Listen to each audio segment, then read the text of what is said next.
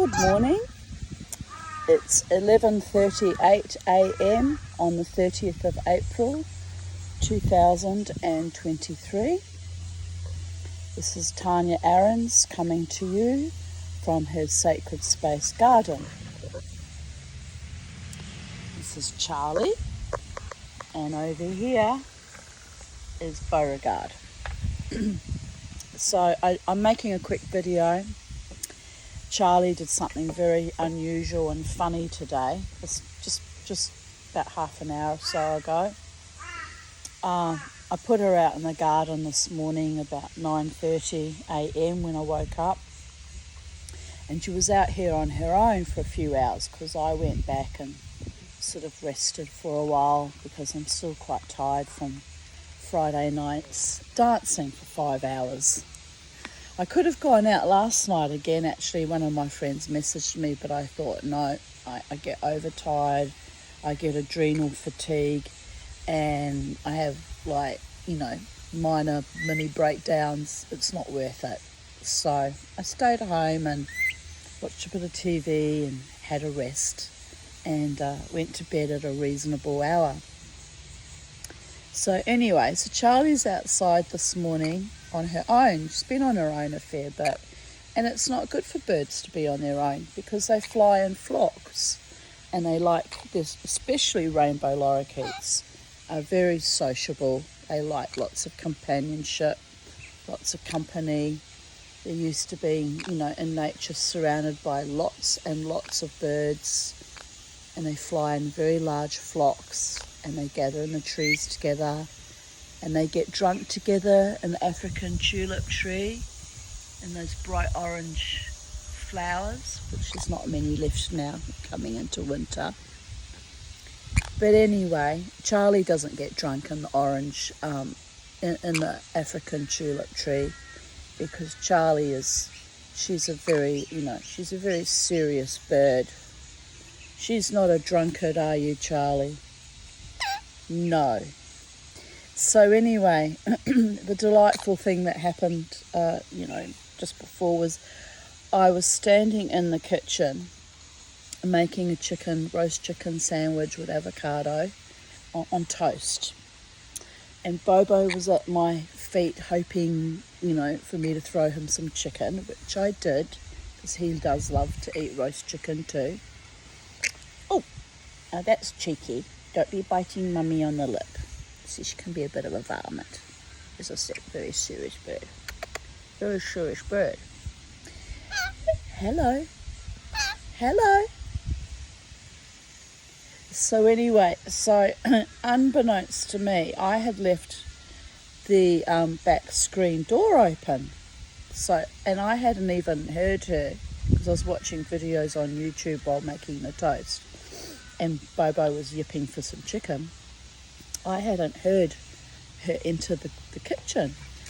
So the next thing I know, I'm standing there, I feel something tugging at my long maxi dress, right at the bottom hem.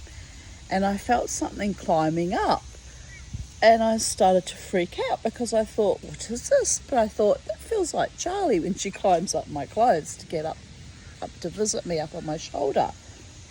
And I looked down, she was inside my dress. So is it Charlie? What is it? I was almost tempted to scream because it was just so strange. But then I looked and I saw the back door was open by about, 4 inches. The little bugger has climbed up the 3 steps, or the 4 steps, and walked into the kitchen and is climbing up my dress. So anyway, I just kept making my sandwich and my toasted sandwich. Anyway, so she climbs up on my shoulder, and she gets right up here on top of my, shoestring of my dress, and really loudly in my ear she goes, "Hello!" It was hilarious. It was absolutely hilarious.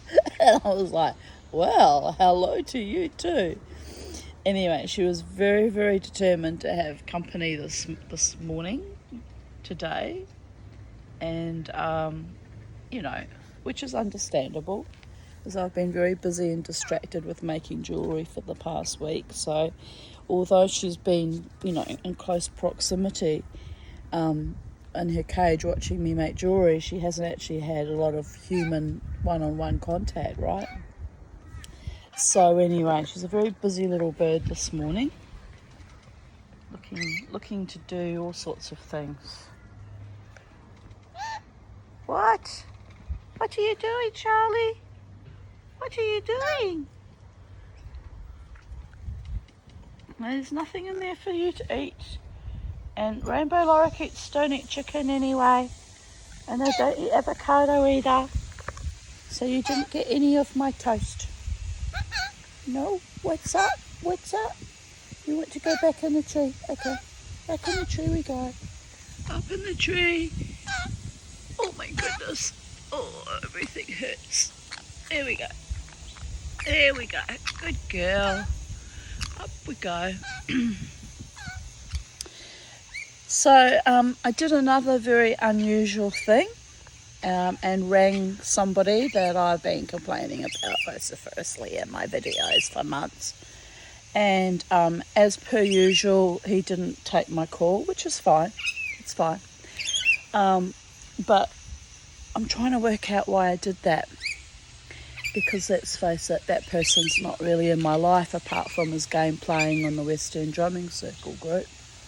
And the games I used to play by turning up at the casino being pathetic.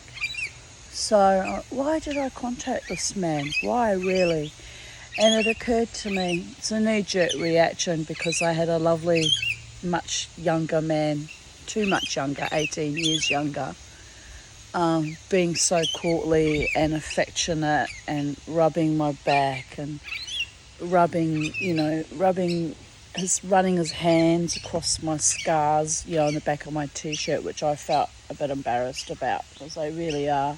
I feel self-conscious about the scars, I mean, I acquired them because I had to have skin cancers removed because of my freckled redhead flesh. Even though I don't have red hair, I have the red-headed skin, right? And I was feeling very self-conscious about that. But actually he was a sweet, loving, kind man and very romantic and very sweet. And on a couple of occasions he did try to kiss me, which I didn't allow because I won't kiss men that, even if they are being sweet and romantic. I won't kiss them in public unless I'm in a relationship with them. Because I learnt from he who shall not be named and empowered any more than making these stupid videos, he proved to me he was the last man I kissed in public and tried to deeply humiliate me. So I've learnt not to be an idiot and be used and abused by crass men. And, if you start kissing them, then they think that you're interested in having sex with them as well. And, one thing leads to another. And I just end up feeling terribly bereft and tormented. And this has gone on now for years, hasn't it? And the times, they are a-changing. And I've been rebuilding my life from ground zero too many times to go down that abyss again, fall into that hole again. So why did I ring that man, that cruel, awful man? Why would I? My psychiatrist, I can hear him, my psychiatrist, screaming at me now. If he watched my videos, he'd be like, why did you do that? It's, what does he call it? Masochistic, self-flagellating, self-immolate. It is. It's almost suicidal. It's just weird. Like, why would you call someone who has got no interest in you at all and is just crass? But I'm trapped in this hobbit body, and this existence, and I could have really worked that lovely young man on Friday night and had probably a night of passion with him, and maybe it would have developed into a full-blown love affair. Maybe 90% certain it wouldn't have, because they're just users at the casino or in the dance scene. Most men are just out to use and abuse. But it might have turned into something lovely, mightn't it? But I wasn't prepared to go there. Anyway, he informed me that he earned $4,000 a week shooting kangaroos, which is not a lifestyle I approve of. I don't really want to be with a man who kills animals for a living, you know. So that was another red flag. I mean, he was a lovely, sweet, doting, attentive, kind, generous, very sweet, loving, wonderful man, really. So maybe I can get over the fact that he kills animals for a living, you know. Anyway, and I've been putting out manifestations to the multiverses that if I am to take on a lover, a partner, he must be someone of some means, because I'm sick to death of scrabbling around in other people's fecal matter and dust and horror of men who are so cheap and vulgar and lurid. You know, one lover years ago came and was so stingy, he didn't even want to leave me with a bottle of $2 lemonade. I mean, it was disgraceful. That wasn't the sex lover that I've held a flame for, by the way. That was another one that I thought had potential and might actually be someone lovely. No, another dead shit. Because actually his shtick was he was an Elvis impersonator, and I have to laugh. I do attract weirdos, I really do. Anyway, he was an Elvis impersonator, and that man's his stage persona was called Dead Elvis. Well, he can just remain bloody dead, can't he? The cheap, miserable, low-life scum cur. But anyway, he pops his head up on average 5 to 10 years. So the last time when that happened, I said, I don't want to ever hear from you. Not for 5 years, not for 10 years, not ever. So thankfully he's kept away. He's stopped stalking me at the casino and following me around like a twat, you know. But anyway, look, I'm just as bad ringing you know who. What a twat I am. What can we do about this level of twattiness? We shall throw our heads back and we shall laugh. Ha ha ha ha ha. Like, I have to laugh at myself, I really do. But the spirit knows, right? I've been picking up on his vibes for 6 months. And the last few months I've been blocking it, pushing it away, trying very hard to invite, invoke new energy, new love energy, someone wonderful, someone that is everything that he was not. Kind and romantic and generous and sweet and doting and loving and authentic, you know. So what do? I meet one on Friday night and I immediately, the pendulum swings the other way. Make a call to the ex-lover who was so cruel and vapid. So this is the problem, people. It's not them, it's me. It's like some part of me still thinks I'm undeserving of true love, right? Not that anything would have probably come of me, you know, that gentleman I met, and he was a gentleman by and large. Salt of the earth, Aboriginal, man of this country, of this land, sweet, loving man on Friday night, was a gentleman. And what do? I walk out on him. But it was 5 hours of dancing and I was extremely tired. And, you know, when I get that extremely tired, I do tend to decompensate. So it's probably good that I walked out when I did. It was time to go home. Anyway, it's a beautiful, magical day. The sun's shining. There's not a cloud in the sky. Charlie's up the tree being a free wild bird, and I'm sitting in my sacred space garden being a free wild old bird. And I'm, still in recovery mode from the wild dance. And the spirits have been quiet this morning, apart from the dead needle to ring Dave, which was weird. It's weird, but I went with it. Normally I don't. When they pressure me to ring him, they meaning the spirits, I usually say, nope, waste of time, waste of my time and energy. And then they needle and needle and needle. Sometimes for days and weeks I get this pressure. So it's not all just me. Some of it is spiritual too. And I actually succumbed today to actually phone him. I didn't leave a message because, like, what's the point? What's the point? You know, what really was I going to say to him anyway? Except to say, hello, is it me you're not looking for? Are you living your best life? Because I'm really, really building beautifully my beautiful life again, and you could have been part of it, but you treated me like dirt.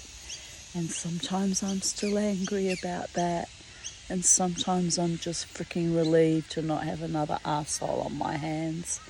And sometimes I'm longing and wishing for what could have been but never was.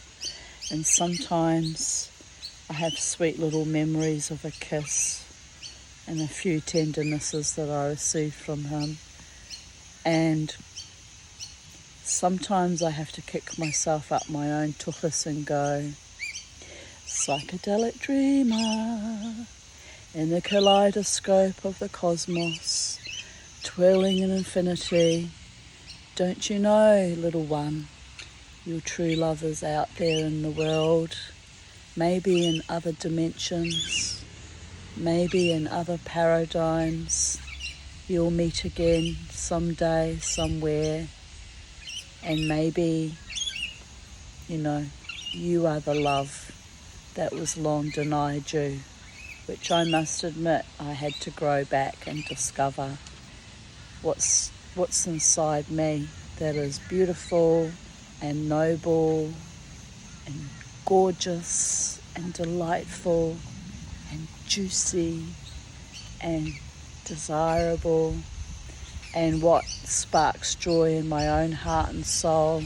Because at the end of the day, between the I and the thou, it's all illusion. And all the men that came into my life with impure intentions and cruelties and viciousness, and in particular the ones that actively tried to kill me. And even my friend Karen at the end said she believed that Dave was trying to kill me too, and he almost succeeded with his cruelties and his sadistic games. And I had to come through all of that. So why am I making these videos? And why did I make that phone call? Why, Desiree?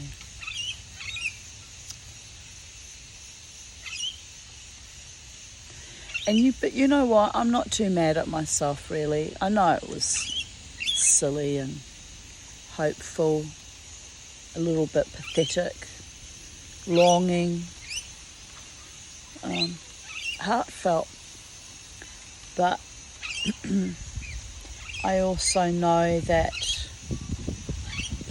I'm worthy of a true and great and kind and decent and honouring, respectful, generous, affectionate lover that becomes a life partner or a husband, although I don't envisage ever getting married again.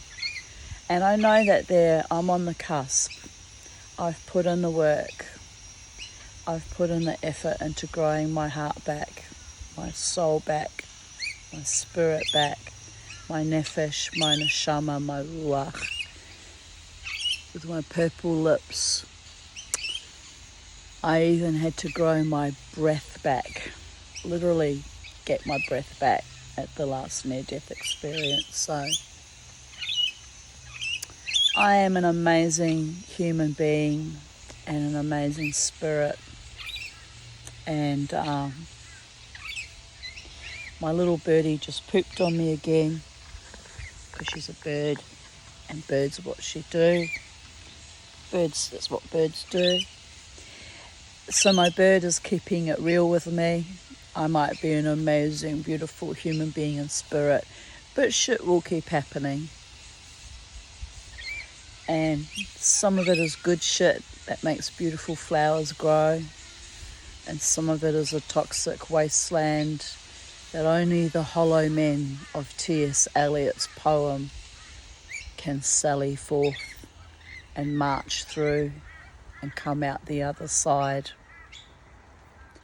I know, for I was once the hollow woman. And now I am replete, and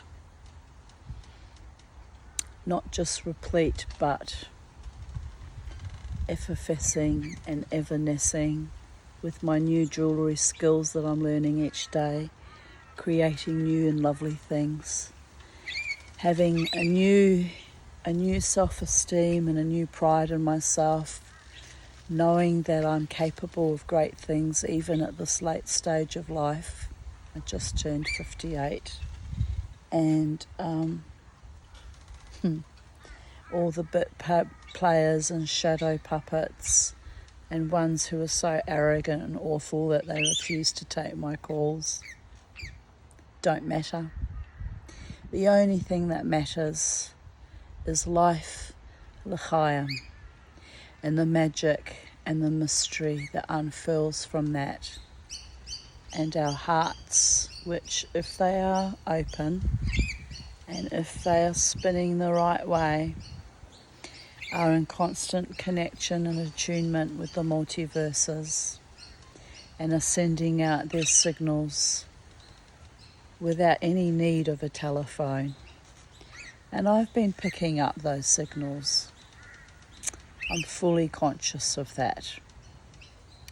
So when I reach out and pick up the telephone, it's a physical representation of a telepathic psychic connection that's been going on for years now.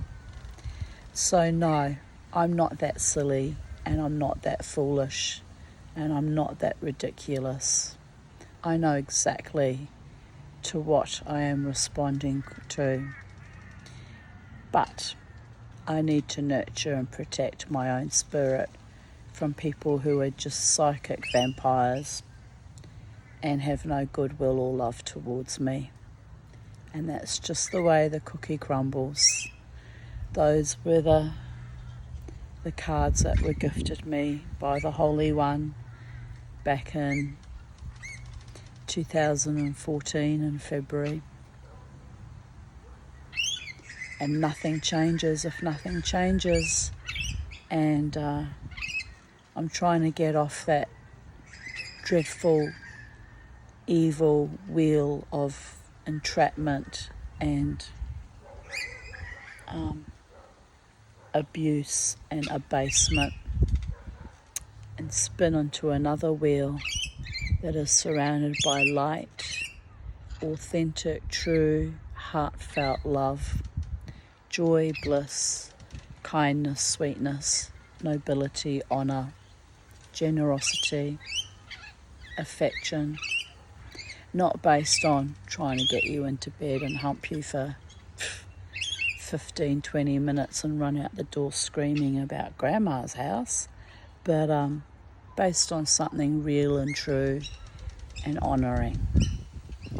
So, good luck with that.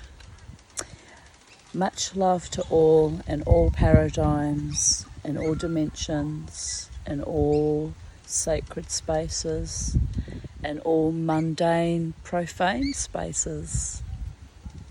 You never know when your time is up and what you're going to get, because life truly is like a box of chocolates.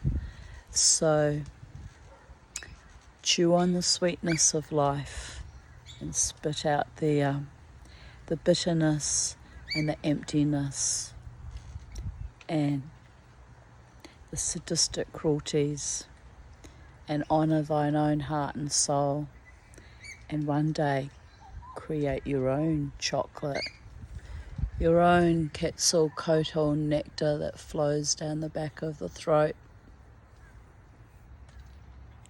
your own ambrosia from the gods that will feed you and nurture you in times of trouble, when you're on your last breath and all hope is lost and you feel like you can't go on one more moment of one more day.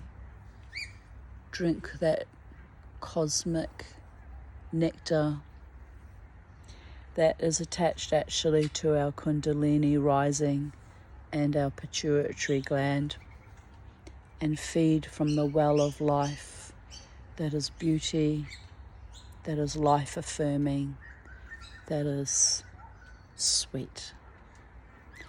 Bye for now from Sacred Space at Titania's Realm.